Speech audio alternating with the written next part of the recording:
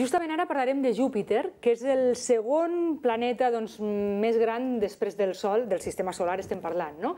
I parlarem també de què podem veure al cel de Lleida durant aquest mes de novembre, i és que ens acompanya Ramon Drudis, que ja saben que és el nostre astrònom de capçalera. Ramon, bona tarda, benvingut. Hola, bona tarda.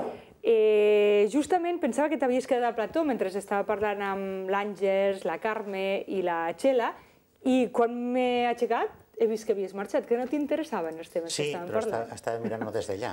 No veig que els senyors no esteu potser tan posats en aquest tema, eh? Doncs potser no, potser no. Almenys jo, eh? A tu et distreu més... Estic una mica despistat amb això, mirar els estels, mirar cap al cel de nit, no? Sí, són estrelles diferents, no?, dels que parlaven elles i les que miro jo, no? Unes estan al cel i les altres estan a la terra.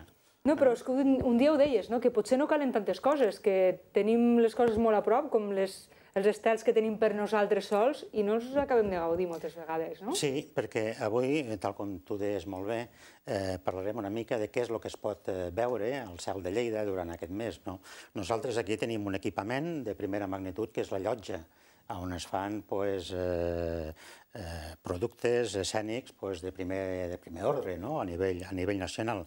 Però un altre cel, o sigui, un altre escenari molt bonic també, és veure sortir de les ciutats, dels pobles, veure un cel estrellat, un cel negre, i mirar cap dalt. Mira que quan has començat amb això de la llotja, pensava que anaves a dir que des de la terrassa de la llotja, que a dalt a la llotja hi ha una terrassa molt interessant també per la nit, que podíem gaudir dels estels, i no.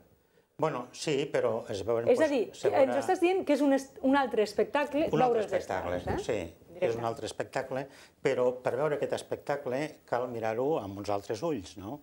I tindre una mica de 4 nocions molt elementals per veure que per allà passen planetes, no tots són estrelles, que la majoria de les estrelles que hi ha allà són estrelles que són dobles o triples, no són estrelles úniques, la majoria de cada 10 estrelles que hi ha, que veiem altres a dalt de 7 són múltiples, no solament és una estrella, que hi ha estrelles de colors, com t'he dit que passen planetes per allà, que hi ha estrelles fugaces com aquest mes, que el dia, la nit o la matinada del 16 al 17 tindrem una pluja important d'estrelles. Doncs ens ho apuntem, perquè això sí que de vegades costa veure una estrella. Dels lleònids, i per tant això sempre, el fonamental és sortir una mica a l'exterior i veure un cel el més fosc possible.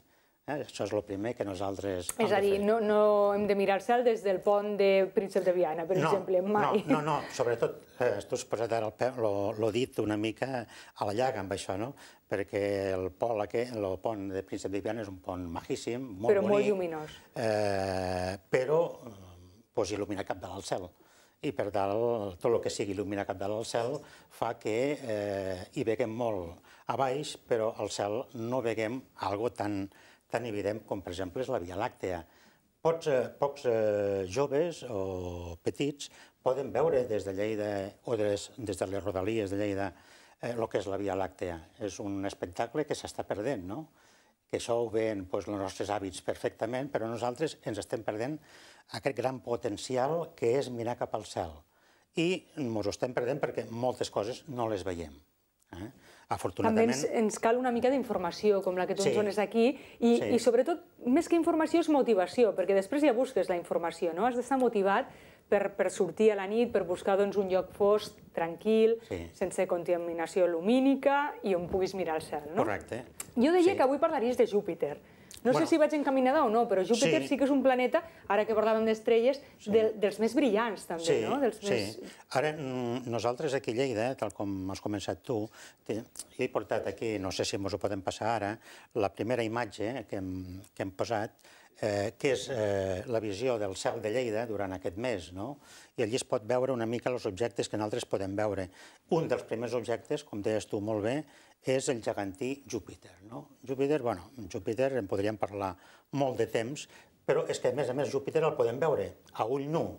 No fa falta que tinguem telescopis ni tinguem prismàtics. El podem veure com un punt molt brillant aquesta nit mateix. A més, aquesta nit tenim quart minvant, la lluna està quart minvant, surt una mica atrasada, el dia 13 tenim lluna nova, Per tant, no es veurà la Lluna. La Lluna eixirà, no és que hagi marxat. La Lluna la tindrem allà, però està entre el Sol i nosaltres, i per tant veurem la part fosca. Però el gegantí Júpiter, que està a la constel·lació de Taure, és 11 vegades, té un diàmetre 11 vegades superior a la Terra i està fet de gas. És un gegantí, està fet de gas. És el planeta més gegant que tenim nosaltres aquí al nostre sistema solar. Després del Sol, Després del Sol. Això és un planeta. I a més, ara que has dit el Sol, el podem vincular perquè si Júpiter hagués tingut una mica més de grandària, més de massa, hagués estat una estrella. Hagués començat a evolucionar, a tindre reaccions nuclears i hagués fusionat l'hidrogen per donar heli. Això no té la suficient grandària, però va estar molt poquet per ser una estrella. Hi ha molts sistemes planetaris que tenen no una estrella, sinó que en tenen dos, inclús tres d'estrelles. Una està donant voltes al redador d'una altra. I tots tenen també els seus planetes. Aleshores, Júpiter té una sèrie de cinturons foscos, una sèrie de zones... Veurem imatges també de Júpiter, no sé si creus que ja les hem de posar, no? Jo crec que les podríem posar, perquè aniríem comentant... Júpiter que porta el nom del déu romà Júpiter, que seria Zeus en grec. En grec, sí. Molt bé, estan intentant des de realització posar aquestes imatges. Mentrestant, molt bé, quan surti l'anirem comentant. Una cosa fantàstica de Júpiter és la seva taca roja. És una tremenda tempesta, tipus anticicló, que amb uns vents que van a 400 km per hora i que fa més de 350 anys que està rodant allà. I això es pot veure amb un petit telescopi des d'aquí. I és molt bonic perquè, a més, Júpiter té la característica de que en 10 hores ha donat una volta sobre si mateix. I això, clar, això és molt bonic perquè si tu mires amb un petit telescopi, doncs Júpiter, veus com aquesta taca, com a punt de referència, va girant, no? I en qüestió de 2 o 3 hores ja has vist una rotació bastant significativa del planeta. És que quantes coses passen i no ens n'enterem, I en 10 horetes, A més... Mira, ara sí que tenim imatges. Sí. Bé, això és el cel que nosaltres podem veure. Fixa't que la part esquerra, que és a l'est, comença a sortir, i posa en lletra molt petita, però veiem que hi ha Júpiter. Que és aquest punt més gran i més brillant, Aquest puntet més brillant. Aleshores, aquí surt Júpiter pràcticament quan es fa fosc. Surt per l'est i el tenim durant tota la nit, durant el nostre cel de Lleida i comarques. Per tant, fixa't quin gegantí és Júpiter. Fixa't a la part superior i inferior esquerra, com veiem la taca vermella. Veus aquesta tempesta que hi ha allà, de color, se'n diu la taca roja, perquè evidentment és vermellosa, no? I això què és? I això és un anticicló, amb unes velocitats tremendes, de 400 km per hora, i fa més de 350 anys que es va descobrir. Per tant, aquesta és la diferència per poder comparar, sí, fixa la Terra en comparació amb Júpiter.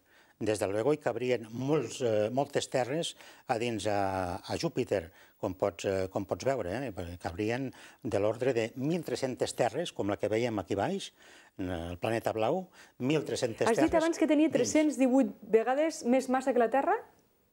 O aquesta és una dada, no sé si l'has dit, però és... No, té 11 vegades el diàmetre de la Terra. Però en quant a volum, hi cabrien 1.300 terres. Això és un altre dels objectes que nosaltres podem veure aquí. Jo crec que ja podem dir que tothom l'hauria de veure. Això és un cúmul estel·lar. I també el tenim dalt. Està a la constel·lació de Taure i és el cúmul de les Plèiades. Se'n diuen vulgarment les 7 germanes. Raïm de les Plèiades? Sí, el raïm de les Plèiades, un raïm, ja sabem el que és. Les 7 germanes són 7 estrelles molt potents, molt brillants, que estan unides i formen una mena d'interrogant. Clar, i es poden veure a simple vista, que això és interessant, És a dir, no necessitem ni un telescopi. I si agafem uns prismàtics... Ara estàvem veient una altra imatge que si a cas es pot repetir, que és aquesta darrera. Sí, aquesta imatge és... Bueno, això és la galàxia d'Andròmeda. És l'objecte més llunyà que a ull nu podem veure nosaltres des d'aquí. Això és un forat a la nostra Via Làctea. I això és una pluja d'estels? I això és una pluja, fixa't que totes surten d'un mateix lloc. Però és molt espectacular, aquesta pluja d'estels. Això és habitual, es pot veure així? Això no és una foto pim-pam, no? Això és una càmera posada allà i durant uns quants minuts d'exposició. Aleshores, fixa com van sortint les estrelles fugaces. No, perquè ens has dit que d'aquí uns dies hi haurà una pluja d'estels. Serà tan espectacular? Bueno, no podem saber això, no? Tan espectacular com aquesta, des de luego no. S'ha de tindre una mica de paciència en coses del cel. No, que l'ha imagina't. No va. Això és una representació perquè es vegi una mica d'on surten aquestes estrelles fugaces, no? Que no és més que pols d'un cometa. La Terra passa per on hi ha el pols d'aquest cometa i, lògicament, aquestes partícules, que són com grans d'arròs o més petits, entren a l'atmosfera i a l'atmosfera per la fricció es tornen incandescents. I per això veiem nosaltres aquella estrelleta que baixa, però són grans d'arròs. No pot ser que em diguis això. Sí. Si són més grans també pot ser que siguin més grans, però el normal és que siguin grans d'arròs o grans de sorra. I com podem veure amb aquest tan llampant i tan brillant? S'ionitzen, exploten, i la lluminositat és la que es veu tan evident des d'aquí. Però és unes pedretes molt petites, no? Són pols de les cues d'un cometa que passa per aquí cada 33 anys. Molt bé, has dit que també ens parlaries avui d'Andròmeda, d'aquesta galàxia. Sí, primer tenim Júpiter, que ja l'hem deixat clar, després has parlat de les Plèiades, que repeteixo una vegada més, la persona que no ha vist a la seva vida les Plèiades, abans de parlar aquí, d'estrelles, no? Aquestes estrelles, diguem, terrenals. Aquestes tres noies que hi ha aquí, que en saben molt més que jo de tot això, per descomptat, parlaven d'aquestes estrelles que hi ha aquí, cantants, fills de cantants, nets de cantants. Tu parles d'uns altres estels. D'uns altres estels que estan a dalt, però això ho tindria de veure tothom. I que no cobren exclusives, aquests, per cert. No, i no val res mirar-ho, vull dir, no fan pagar entrada, com a la llotja. Aquí no fan pagar entrada, es pot veure. Això sí, necessitem allunyar-nos una mica del nostre contorn, de les llums que tenim a la ciutat, per tindre un cel el més fort possible. Podem anar cap a l'Horta, per exemple, no? Cap a l'Horta, o cap a Aige, o cap al Ja Montsec. anirem una mica més lluny, llavors. Sí, més lluny, però o anar en direcció cap a Malpartit, que també hi ha una zona més o menys fosca allà. I aleshores, aquestes Plèiades, repeteixo, aquest cúmul en forma d'interrogant molt petitet i amb uns binocles són fantàstics, es pot veure i s'ha de veure per part de tothom. Ramon, no sé si a tu, mirant els estels, et passa el temps molt ràpid o passa molt lent, perquè de vegades mirar aquestes coses amb silenci, potser el temps dura una miqueta més, no ho sé, però és que se'ns està acabant el temps, I tenim molts temes dels que parlar, Sí, tenim moltes coses que parlar. Per tant, tu deies ara la galàxia d'Andròmeda, aleshores la galàxia d'Andròmeda també és un element que es pot veure a ull nu, de llocs foscos, a persones amb bona vista, i és, com he dit, un forat que tenim nostre a la Via Làctea. Més llunyà tenim aquesta galàxia d'Andròmeda, que és un univers nou, amb milions i milions d'estrelles, milions i milions de planetes, com la Via Làctea, però molt més llunyà. Molt bé. Doncs abans que se'ns acabi el temps, i després, si ens sobre, continuarem parlant, clar, és que jo he promès a l'audiència, d'alguna manera, que avui parlaríem de com enamorar-se mirant els estels. Jo crec que és una cosa que no cal que l'ensenyem aquí, perquè ja tothom sap fer-ho per si mateix, no? Vols dir? Però, no ho sé, sí. Jo crec que sí, perquè això és una cosa que surt molt natural. Jo crec que s'ha perdut una mica, això. I ara, avui ho podríem tornar a recuperar, sí. Doncs avui el Ramon ens ha portat un vídeo que, a més és un vídeo molt curiós, perquè hi ha treballat tota la família, que són tots aficionats a l'astronomia, no? La seva senyora ha fet la lletra, la música, vostè ha muntat el vídeo, el fill també hi ha participat, i per tant és un vídeo molt familiar. Dura poquet, em sembla, el mirem, l'escoltem, no sé si podem parlar per sota o el farem malbé. No se centra en la música, perquè a més hi ha lletra a la música, però la persona que el vulgui mirar amb més deteniment pot entrar al nostre blog, totastronomia.com, i allí el pot veure amb tranquil·litat. Que per cert ha tingut molt èxit. I adreçat sobretot als joves, que sàpiguen conquistar una dona mirant al cel. No costa massa, però si no la conquista haurà fet... Depèn de la dona costa, Si no la conquista haurà fet divulgació astronòmica, que sempre va bé això. I què s'ha de fer? Què s'ha de fer per conquistar una noia o un noi? Bueno, doncs sortir en un lloc fosc, que ajuda això també, que sigui bonic, mirar cap al cel, ensenyar-li alguna constel·lació, com és el Carro, per exemple, que tothom la coneix, i després una de les estrelles brillants, saber com se diu aquella estrella, i donar-li, regalar-li aquella estrella, no? I aquesta estrella, a partir d'avui, per tu i per mi, tindrà aquest nom, serà el nom teu, no? En aquest cas seria Eva, si algú te ho fes a tu, no? Seria Eva. El realitzador m'està dient que, clar, amb tanta teoria, que és que la gent jove això no ho acabem d'entendre. No? Sí, bueno, jo crec que s'ha de fer, s'ha de recuperar coses, les coses bones, no? I tant. Que tenim, i sobretot aquestes que són, que fan molts anys... No, i ara que deies això de regalar una estrella, s'ha posat molt de moda i per internet doncs hi ha moltes pàgines que venen estrelles, per cert, doncs a uns preus de 35 euros, és un preu assequible. Jo crec que l'estrella la deuen vendre moltes vegades, la mateixa, no? Però jo conec gent que m'ha vingut amb un petit títol d'una estrella en propietat, no? Però, clar, pel que tu dius, no cal que la compris. La pots regalar igualment. Per què hem d'entrar en un tema mercantilista, no? Quan l'estrella, tu t'enteres de com es diu aquella estrella, tu la mires, li ensenyes a una noia i li regales. Clar, és que a més, ara entraríem en un altre tema, això que deies mercantilista. Jo no sé quin dret té la gent a vendre una empresa a vendre un estel, perquè l'estel no és seu, no?, en teoria? No, afortunadament no és de ningú. Aquí em fa una mica de gràcia també, no? Sí, bueno, és un negoci com un altre, no fan mal a ningú, i hi ha persones que això ho tenen com un petit regal i un petit obsequi, és una cosa lúdica, no? No va més enllà, però des de luego que aquell certificat no vincule en absolut de que tu tinguis aquella estrella en propietat, ni molt menys, i ojalà no passi mai, no? Molt bé, doncs facin cas al Ramon Drudis, que ell en sap molt d'això de mirar el cel, i enamorin-se mirant els estels, i si no sabem ben bé com funciona això dels carros i totes aquestes coses, doncs busquem informació, per exemple, a Tota Astronomia, no? Que ens mirin aquí, al programa, de la sisena hora, quan parlem d'astronomia. I necessitaríem molt temps, jo crec que necessitaríem, com a mínim, tot el programa. No sé si les senyores han estat atentes, les nostres amigues, però en qualsevol cas... Podem fer una pregunta? Una pregunta ràpida.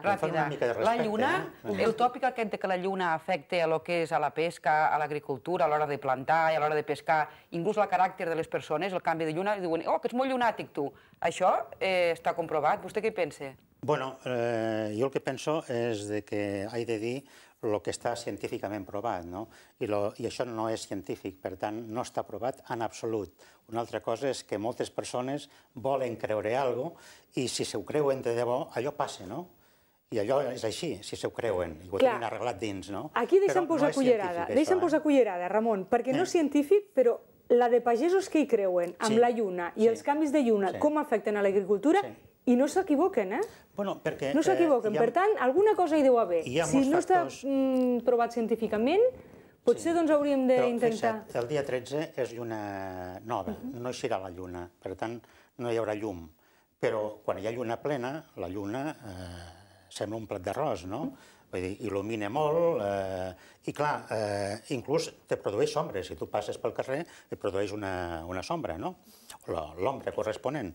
Aleshores, això també fa créixer les plantes, aquesta llum, però no pel fet que sigui la lluna, sinó la llum que reflecteix la lluna del sol. D'alguna manera, clar, és una explicació segurament no científica la que donen, per exemple, els pagesos, però alguna explicació hi ha. Jo recordo la meva àvia sempre em deia, t'has de tallar el cabell amb lluna no sé què, has de fer això, i no sé si funciona o no, però hi ha molta gent que hi ha cregut. I ho respecto, només faltaria. I ha anat prou bé.